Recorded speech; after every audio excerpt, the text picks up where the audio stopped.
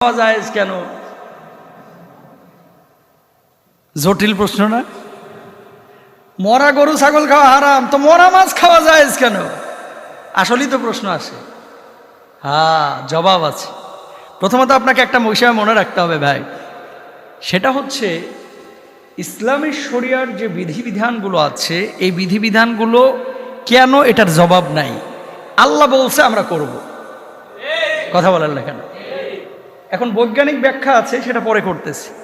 আপনি যদি বলেন যে হুজুর এক সপ্তাহ পরে জুমার নামাজ পড়তে আসলাম, 2 রাকাত কি লেগে পড়বো, আজকে 4 রাকাত মানে শেষ করে তারপরে বাড়ি যাবো, 2 রাকাত জুমা পড়তে ভাল লাগে না, আজকে 4 রাকাত পড়বো। হুজুর কি আজকে 4 রাকাত পড়ান, জায়েজ হবে? হবে? জোহরের নামাজে আইছেন মনে করেন রোববারে, সারা সপ্তাহে আসেন নাই, আজকে আইলাম একদিন, 4 রাকাত আমার পোষাইব না, আজকে 10 রাকাত মারি, হবে?